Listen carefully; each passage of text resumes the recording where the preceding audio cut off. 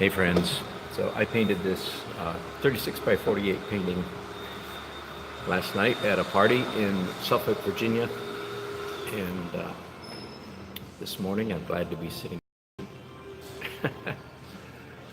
And I wasn't going to broadcast it all, but then I thought, wait a minute, this is the, especially since I don't have a microphone at the moment, this is the perfect opportunity to do so.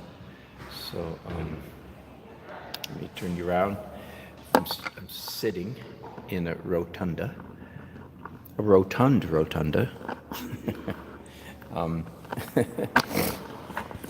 Town Bank. So I want to be able to just talk about, I guess I have to back up even further.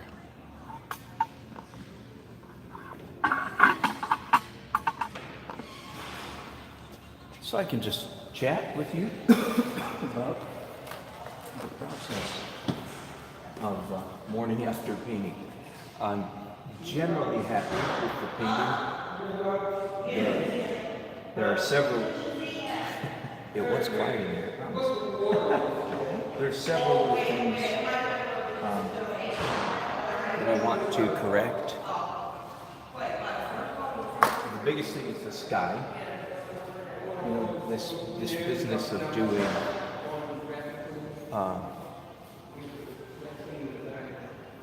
pink under blue and orange under light blue and so forth. You have to keep the balance just right. And in my opinion, the balance is not quite right here. A little bit too much pink showing. This is not quite bright enough. Things like that. So I'm going to fix the sky. A little bit of work on the building.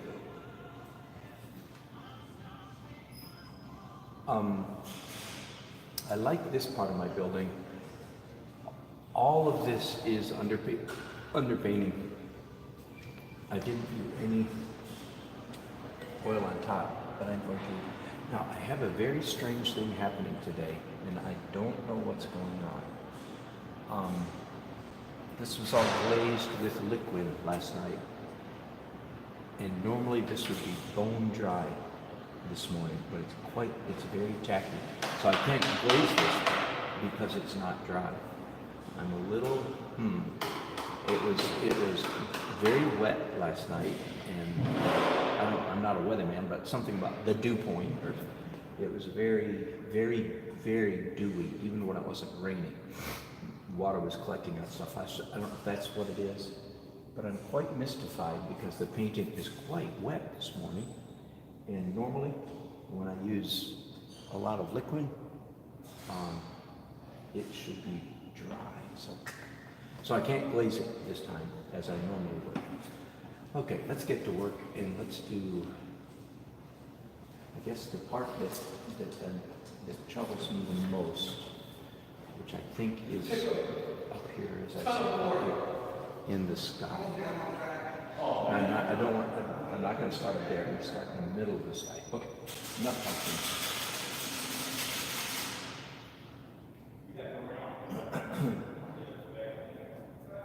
I need both more blue and bluer blue, both of those. I want it bluer, but I don't like that color so much. So I'm doing a mixture of phthalo and ultramarine. I just mixed up a tiny little bit of it. Oh, I don't have my photograph here. Oh, food. I might have to abandon it.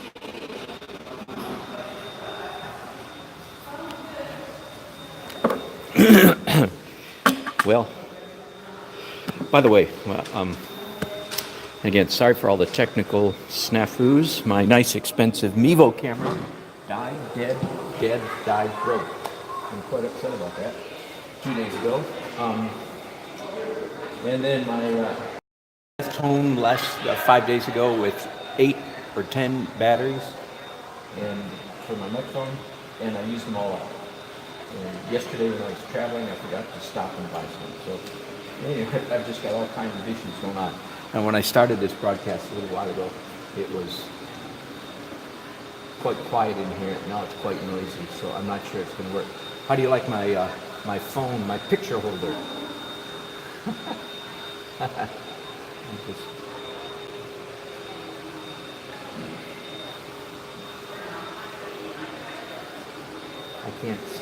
I don't like holding the camera with one hand. That forces me to paint with one hand, and that drives me nuts. It really drives me bonkers.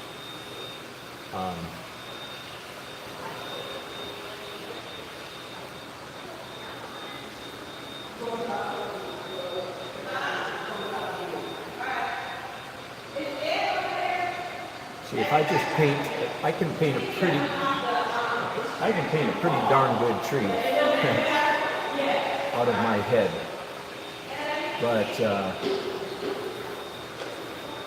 it will be a tree out of my head, which means it won't be as good as, that means it's out of my filing cabinet, or in my case, out of my reference file in my brain. But if I actually study this particular tree and try to render it, I'm actually, I say it tongue-in-cheek, my brain is getting bigger instead of smaller. When you paint out of your head, your brain shrinks. Of course, I know I'm being funny. I don't mean literally, of course. But in actuality, yeah, when you paint out of, or draw out of your mind, out of your memory, you're not learning anything. You're not getting new information. In fact, you're sliding into habits. You're sliding into patterns. The only way around that is to study. In this case, study a tree. Don't just draw an abstract, vague impression of a tree. Look carefully at a tree and try to copy it. That's how you get better at stuff. Why do artists do figure drawing people? Because they're making their brain get bigger. They're exercising their intellect, their ability to see.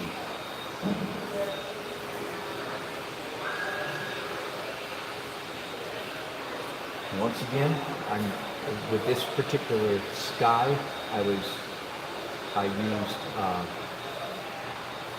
a pink underpainting and an orange underpainting as it fades down. And very often, I shouldn't say any time, but very often when I am doing a painting that has a lot of sky in it, I will do what is essentially a Cape Cod underpainting. I haven't called it that, but I should call it complementary, even though it's not technically not complementary. And it's a real balancing act. How much pink you allow to show through. It's very intuitive. Move my camera, like my picture holder. Nope, changed my mind. Let's keep using this color and go the other way. Oh, and I was going to say too that one of the problems, one of the challenges with broadcasting, let me see if you guys are even still there. Yeah. One of the challenges of broadcasting straight from YouTube is that YouTube, it turns off without any provocation. It turns off. I don't know why, but anyway. So that's why I'll be in, sometimes if you're watching in mid-sentence, I disappear because my app has quit. I don't know why it does that. Quite irritating. Again, so sorry.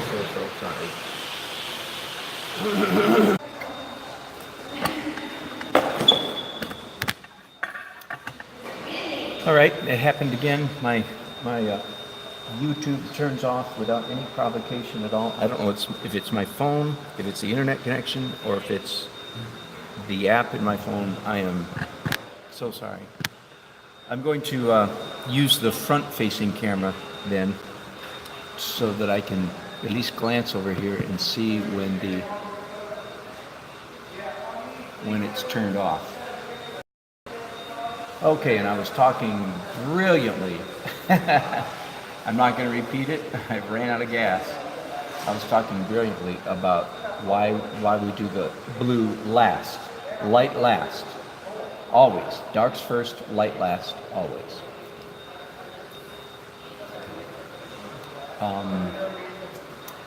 That's all I'm going to say about that. So my trees are getting quite a bit more realistic. Let's go to the next tree. Turns out only this one is a pine tree. These two are actually deciduous. Oh, let me back up for a moment. Again, if you saw me start this painting, you can go back and watch me start it. Or if you follow me, you know how I start paintings. And I start by throwing down, quite literally throwing down broad, big, crazy, abstract shapes, slashes of color. Well, this is a slash of orange that you can still see right there.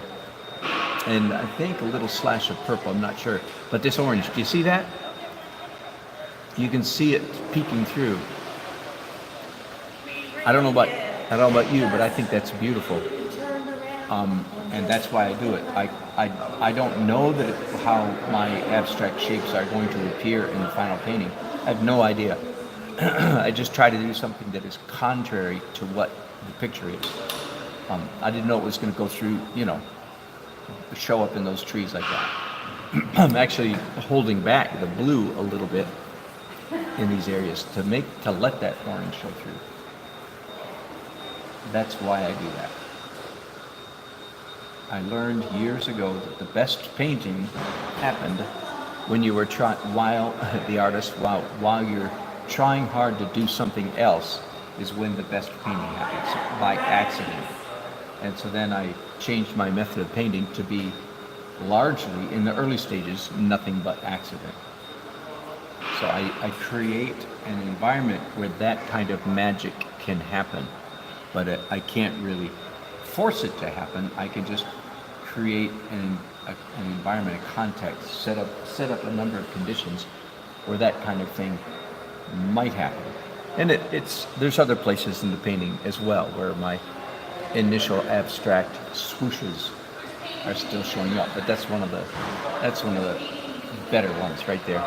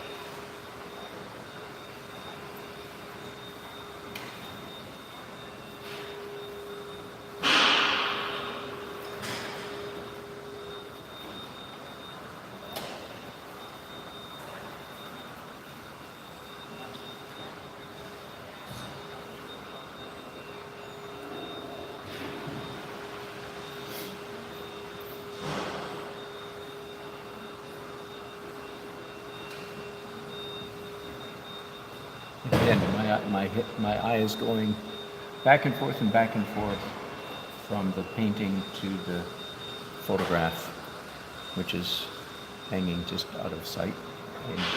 I made this little phone holder a few minutes ago so that I can paint with two hands. Don't have to hold the phone. So this one color, this will be the most intense blue in the sky. It's going to get lighter as we go down and darker and purpler as we go up.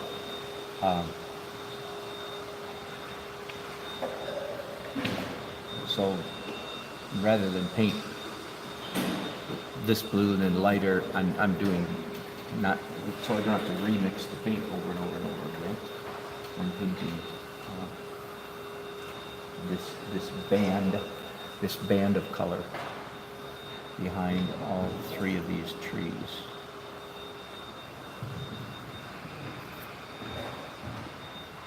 Not only does the human eye like seeing light color on top of dark, we also, our brain gets a kick out of being slightly fooled, slightly tricked. What I mean is this: everybody, every human being knows that this tree is in front of the sky. The sky is behind the tree, right? Tree here, sky here. In reality, that we know that. Nobody has any questions about that.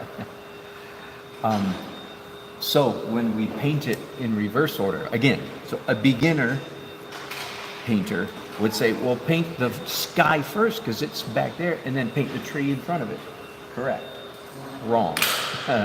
Correct? That's what a beginner would say. Wrong. Don't do it that way. Why? Because number one, light lasts. Number two, we enjoy the little visual riddle, if I can call it that. We enjoy the little wiggle of confusion because we can also discern that this blue paint is on top of some of that tree stuff. And we go, wait a minute, isn't that supposed to be behind the tree?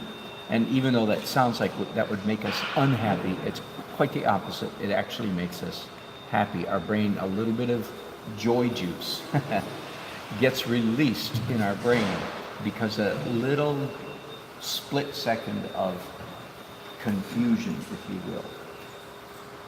Again, there's so many things in painting and art that are counterintuitive. We would all stand up on our hind legs and say, no, I do not like being manipulated. I don't want people manipulating me. I don't stand for it. Got it? Got the attitude? Okay? That is true, except in visual art, or art, period.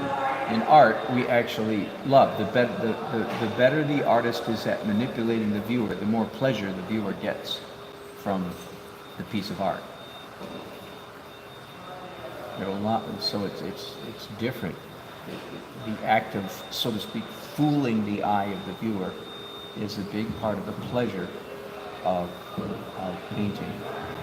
And in this case, no, it's not trompe-l'oeil. It's not fooling in that, like it's so realistic you think it's a photo. That's fun too, but that's not what this is. This is abstract realism. I'm fooling you by doing things like putting the sky on top of the trees. Does that make sense?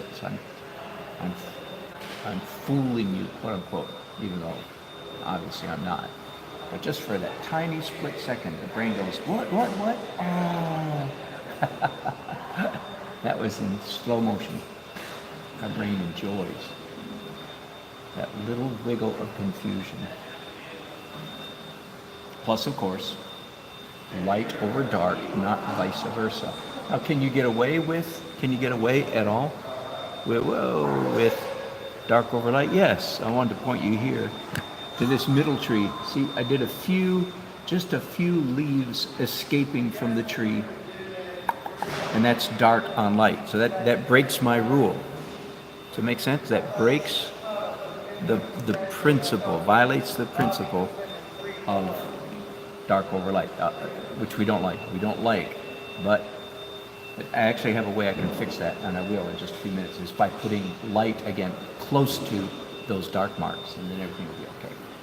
Okay, are you seeing it? Yep. Okay.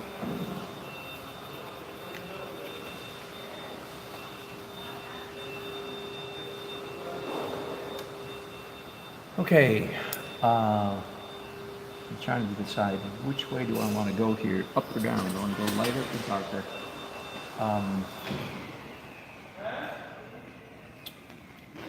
I think I don't need this phone for a little while. I think I'm going to go down. I'm going to go this way. I turned off that just at the wrong time. I do have a little bit more rendering on this tree to do. There we go.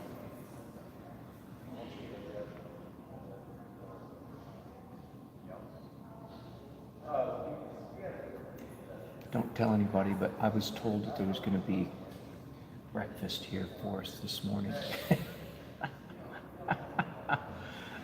So I came straight from my hotel room to get to work here. without paint. Poor me. Do you feel sorry for me? Good. Good. That's all I need is some pity. So far, no donuts or coffee in sight. If this situation continues much longer, we're going to take a break from our broadcasting, run into town and buy some food. Poor Americans. A few hours without eating, we begin to die.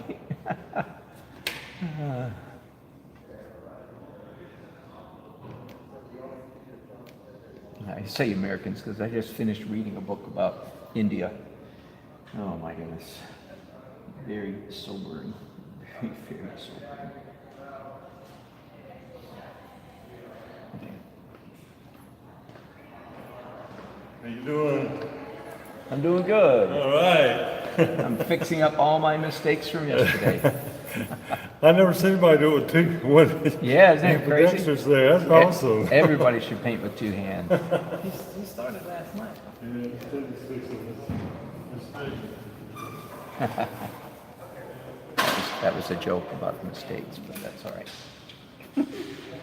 Okay, now I'm going to move down and do some of the lighter stuff. I think I have to clean my brushes.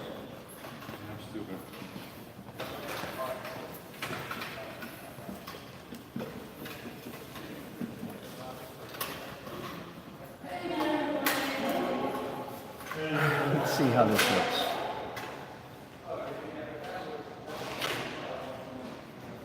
Again, when you're painting, and those of you who paint on a toned canvas, like the most traditional would be to paint the entire canvas, one very traditional approach, paint the entire canvas red, right?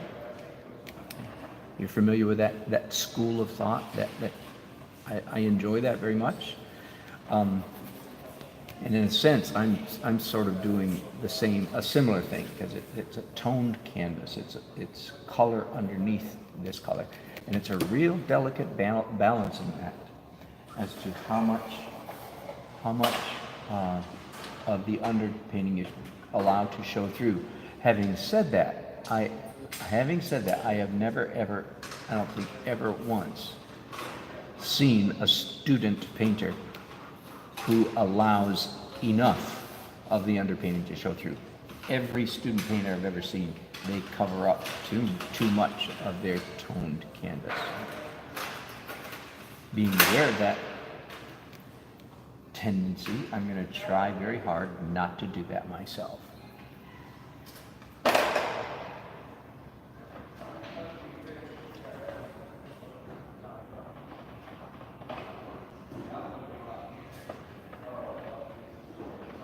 I'm going to add more yellow to this and more white too.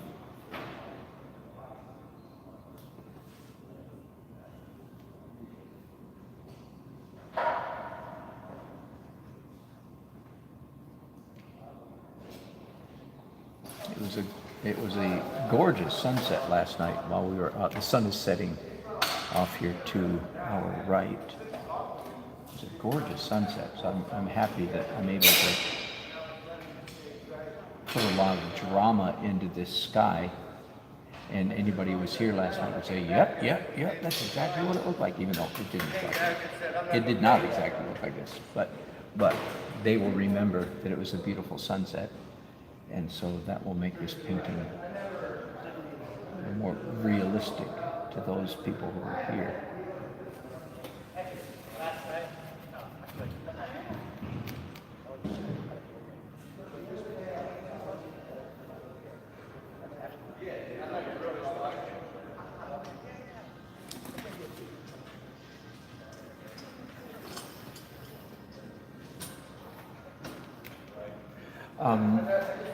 I probably don't need to tell you guys this, but one of the things that will set me to cussing about amateur painting is quick. I'm kidding about the cussing part. Well, one thing that will get me spitting It's like, no, don't do that, is what I call brushy, brushy, brushy, okay? This is what beginners do because they don't know what to do. So they do brushy, brushy, brushy. And then, for instance, I have this color on my brushes right now. Here's what a beginner would do. Forgive me while I be insulting, but I want to be a good teacher. Don't do this. No, no, no, no, no. This is not a brush. This is a backhoe. This is a delivery tool. It's for picking up paint from the palette, taking it to the canvas, and laying it down. You don't brushy, brushy, brushy, brushy. Only when you're intentionally, I like to say it this way, only when you are intentionally obfuscating texture. And yes, I want most of you to say, what? What? I've never obfuscated anything in my life. Bingo. That's how often you should do brushy, brushy. Now, let me be actually more accurate. Stumbling is legal, but scumbling is not. That's not how you paint an entire canvas, by scumbling. In fact, okay, scumbling is when you take a brush with paint, pure paint, no medium, thick paint on it, and you rub it over a large area so it goes on very thinly. I do lots of scumbling, but, well, anyway, never mind. I'm not going to try to correct that too much. Scumbling creates a texture on the canvas that I think most of us find unpleasant. It is not a nice mark. It is not the essence of good painting is making interesting marks. Scumbling is not interesting. So even when you do scumble, you and I, even when we do, on the fairly rare occasion, scumble, we come back and cover up our scumbling with, we follow through, we come back with what I'm going to call real painting. Real painting is applying paint to the canvas, leaving behind pleasant or interesting marks. I'm not painting, again, unless you're a hyper-realist, which I'm not, I don't even call that real painting. Sorry, my apologies to all my friends who do hyper-realism. Real painting is about paint. Realism is about pictures. Okay? And we are not painting pictures. I mispronounced the word on purpose just because I'm a something negative word, naughty word. I mispronounced pictures. We are not painting pictures. We're painting paintings. It's about paint. It's not about picture. Now, this week at me and my friends, me, Mike, Richard, David, and Rusty had our annual paint out at Ocracoke. We talked quite a bit about this. A lot of picture painters win competitions. They really do. Picture painters can paint beautiful pictures, so beautiful it can make you cry.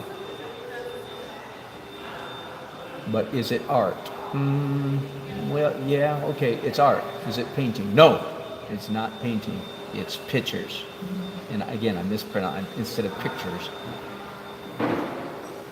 Okay? I'm strong about this. Number one, because it was a hard lesson for me to learn. Hard lesson for me to learn, because I like painting pictures. There's some question as to the shelf life of pictures.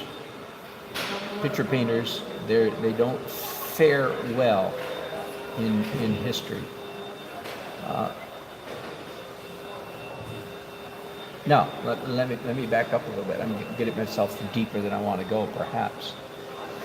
Before the camera was invented, 1840, but I mean, nobody had a camera in 1840, but 1860s, 1870s, and so on, before the camera, artists were picture painters. Are you with me? We were. That was probably our number one job, was painting pictures. Before, I didn't live there, of course, but we artists, we were the cameras. So our job was to paint pictures. Part of the upheaval, not the whole thing by any means, but part of the upheaval of the 20th century was a result of the invention of the camera. Artists lost their job in society. Before that, for hundreds, thousands of years, artists were the camera, okay? So, but then the camera came along and completely took over our job, completely. Well, except that people still like to do it. We don't have to be cameras anymore. And a big part of the upheaval of the 20th century in the world of art was discovering, the expression was the canvas is flat, blah, blah, blah. Thank you, Clyde Greenberg. I forgot that Greenberg. Yada, yada, yada, yada. Yeah, thank you, professors. I mean, anyway. So I'm reflecting that lesson learned, that we're not in the business. By this attitude, I'm acknowledging the truth of the 20th century revolution. That artists are no longer cameras. Now, a lot of artists still want to be cameras. That's their prerogative. They may do that. I'm getting really deep here, so I guess I'll keep going for a while. Why? What's wrong with painting pictures, you say? And again, every kid with high drawing skills wants to, virtually every kid who can draw well wants to draw well, wants to paint pictures. Why? Because it's a gas, man. Because it's cool. It's power in your fingers. When you're in 7th grade and all your other classmates are drawing horrible but ugly perversions of whatever they're trying to draw, and you can whip out and draw a hot rod. So with the chrome on the bumper and the, everything, the girls go, how do you do? And which 7th grade boy doesn't want girls gaga over him, right? I've never quite given this lecture in this way before, but it's true. There is power to this very day. When I do a hyper-realistic painting, or even just a very realistic, take the hyper out, just a very realistic painting, people come, whatever, out of the woodwork and say, oh, that is so amazing. Oh my God. I'm glad they call me God. But they're grievously mistaken. They say, oh my God, it looks just like a photograph. How do you do that? And, adulation. So, and it's a gas. I mean, even without the audience, without the fawning fools, it's fun. It's just cool, man. It's cool. But. What about it? Well, one question we should think about is picture painting seems to have a limited shelf life. Now, this may not be the biggest concern in the world, but as an artist, at least for me, it's a concern. And here's what I mean by that. I don't know how many of you have seen my little handout that I did this past year for a class. I did it. I'll try to remember to post it again on my YouTube community. You can post pictures on YouTube, still pictures. I'll try to remember to post this page again. It's called, the title of it is Real Painting. And I have 2 pictures there, 2 paintings there, and I was really mean and probably violated somebody's copyright, but I did one painting by Edgar Payne and the other by Robert Wood. Okay, now Robert Wood was one of the most famous, popular American painters of the 1950s and 60s. He was like the Thomas Kinkade of the 50s and 60s. And like Thomas Kincaid, he was a very capable painter. He knew how to render stuff. And he was, but by no means was he a hyper-realist, but he was a realist. And his subject matter is, you know what, I need to sit back.